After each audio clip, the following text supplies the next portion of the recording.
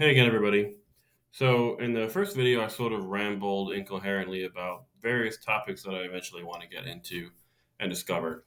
I thought about doing this as like from my point of view, as I slowly discovered these things over the last 9 years. But for one thing, I don't have that good of a memory. I can't remember all the logical steps that I made along my journey of discovery. And for another thing, that's way too much like an essay. That's a lot of work, and I'm not writing a book here. I'm just doing random YouTube rants about a wonky policy topic that interests me. So instead, I'm just going to take a tiny chunk of what I talked about last time, which was Wade Hampton Boulevard in Greenville, unpleasant walking experience, and why that is. So, if you want to understand why that is, you have to understand something which is called, well, two types of road systems. And one type of road system is hierarchical. Okay, a hierarchical road system kind of resembles the branches of a tree. You have a bunch of little roads that are largely cul-de-sacs or dead ends. They don't really go anywhere, but they lead into other larger roads, collectors and local roads, and then eventually they get to the big ones, the arterials that actually go, really from point A to point B, that really carry the lion's share of the actual transportation in a region. So you have sort of the hierarchical system, which is kind of like the branches of a tree.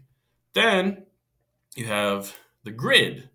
And one of the most famous examples of a grid is Manhattan, where literally it's got rectangles everywhere and streets in between, alleys and streets and roads, and it even has great, very logical numbering system. Okay. But these are all over the place. So a lot of times in America, you will see a grid system at the downtown, like right in the downtown. And then as you spread outward towards the more recent development, especially since the 40s or 50s, you get more and more into a hierarchical branches of a tree type development. And you can see that even in our local wonderful city, well, for this area, Greenville, South Carolina. If you zoom all the way in, you can see, hey, you know what? I see rectangles. I see some squares. That's pretty cool. What's going on here? This is downtown Greenville. This was plotted and planned out back in the 1800s, where that sort of thing was more in vogue. And once you scroll out a little bit more, you start to see, hey, look, what are all these dead end roads over here? What's this dead end road? What's this? What's going on over here? Dead end, dead end. And then you go farther out. Every mile you spread out, you get tons more cul-de-sacs, loops that don't go anywhere. Sometimes very all over America, you'll see suburbs where you have one subdivision that is right next to another subdivision, but you can't actually get there. If you wanted to walk from this, and I just randomly scrolled through this map. If you want to go from this corner house here to this corner house here, it's not very far. But I can almost guarantee you there's like a privacy fence, a hedge. The intention is to be disconnected. Okay, so Wade Hampton in Greenville is an arterial. Now, again, why so many lanes? That was one of the questions from the initial rambling episode. Well, one of the problems with the hierarchical or system, which kind of resembles the branches of a tree, is that most of the roads don't actually do anything. They're essentially glorified driveways for, a suburban office complex or, most notably subdivisions. You'll have tons and tons and tons, probably hundreds of roads in any given county, definitely here in Spartanburg or Greenville County, hundreds of roads, probably, I'm guessing off the top of my head, that are essentially driveways for the people who live there, but they don't actually connect point A and point B. And so when you get so what that does is that the side streets in an area like this, they don't really function as side. They don't really go anywhere. They're calm, nice, beautiful, leafy streets, but you cannot use them for transportation. You have got to get out of there onto an arterial or slightly smaller, whatever. I'm not being super technical here. I'm just broad brush onto an arterial that actually gets you from point A to point B. The problem with that is that that really overburdens the arterial, and so everyone who's driving anywhere, which in a suburban area like ours is essentially everyone for every trip, has got to get out to that arterial. And so you can have examples sometimes that are just crazy, where you have a relatively small town. I know I read an article a while back about a small, relatively recently developed town in York. I think it was York County, South Carolina. It's only had like a few thousand people, but they had literally one arterial that actually went through the town. And so every day, during rush hour, it would literally back up for like half an hour in a small, small town of like 5,000 people because they had literally one road that actually functioned as a road. All the other streets, branches of a tree that go out to nowhere. So this is the problem. This is the huge, huge drawback of this hierarchical system. Well, then, like, why don't we do? You might ask, why don't we do more of these grids? Well, the advent of the automobile changed many, many things. One thing that people realized pretty quickly was they didn't want to have cars blasting through their little peaceful residential, or small street. Okay, they wanted to move them out. They didn't want to have them in their neighborhood.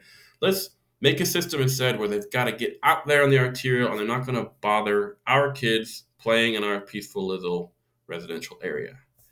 Well, the problem with that is that yes, your street may be preserved from trouble. I myself, I live on a loop, and there's no one blasting through here to commute. Okay, except for some of my neighbors. They might look a little fast, but there's not a huge volume, and they're not going that fast because it doesn't really go anywhere. The problem is, again, that overburdens the arterial, so the arterial will get beefed up. Okay, it's going from 2 lanes to 4 lanes to 6 lanes. You go down to Atlanta or Los Angeles, you will see some insane arterials, huge, just massive, because they're doing all the work for all these side streets, which are essentially out of commission. What does that do? Well, like I already mentioned, it causes a lot of traffic. If you get one accident on your main arterial and you don't have a lot of good options for other detour routes, instant gridlock. Okay, you see this a lot in the Greenville area. We have a handful of major arterials. Okay, we have Interstate 85 between Greenville and Spartanburg. We got US 25. We have another, half dozen or so roads that actually go from point, major arterials, but it's definitely not mostly a grid system. And so if you get I-85, one accident, going south or north, it can be like the whole commute for the whole region. It can be really, really messed up pretty easily. It's a pretty fragile system. So again, that's the problem. You want to protect your neighborhood from the cars, but at the same time, you drive your car on the arterial. Okay, another problem with the arterial is they're not just easily congestible and thus huge. Well, the hugeness also makes it more dangerous for everyone. It makes it worse for pedestrians, obviously. Again, like I've already experienced, if you have walked along an 6 or 8 lane arterial with people, again, if it's not congested, blasting past you at 60 miles an hour, a few feet from your elbow, it is not a fun experience, and people get squished on these all the time. If you see random news articles from your region, people getting squished, a lot of times it's going to be on your arterial with tons of lanes, very wide lanes, and many of them, and that's where the squishing goes on, the fatalities. Bad for pedestrians, bad for cyclists, and people often overlook the fact that it's also very bad for drivers. Again, go back to Hampton, my most concrete example, and what I'm talking about here. Because it is the massive arterial into which all the other sub roads flow, it is riddled with driveways, parking lots, small intersections, big intersections, signalized and unsignalized. So if you're driving from Spartanburg City to Greenville City, how many, again, little exits and entrances to Hampton are going to be? I mean, there's got to be thousands, or at least many, many, many hundreds. And so when you have a relatively high speed, again, if not congested, if you ride Hampton at midnight when it's not congested, people are going to blast through there because, again, wide lanes, huge. It encourages pretty high rates of speed. This is not a little narrow road like you might see in Tokyo. This is a huge road designed for fast speeds.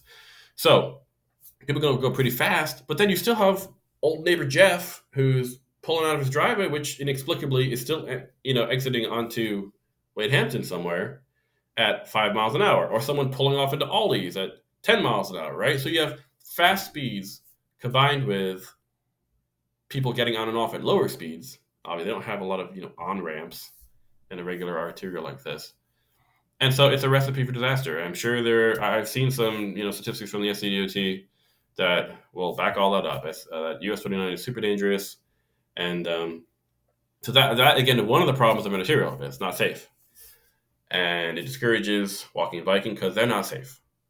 And if you wanted to walk or bike along quiet, sleepy, safe side streets to get to your destination, you probably can't because most of them are dead end roads that don't want to go anywhere.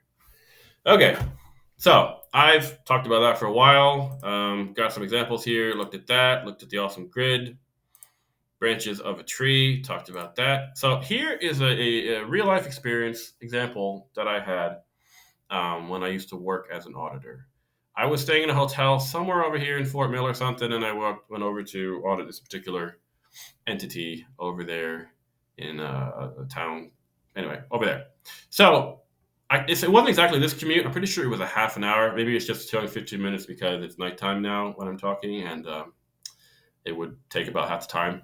So you think, oh, that's kind of weird. Why do you have a 15-minute commute that is like almost at a right angle?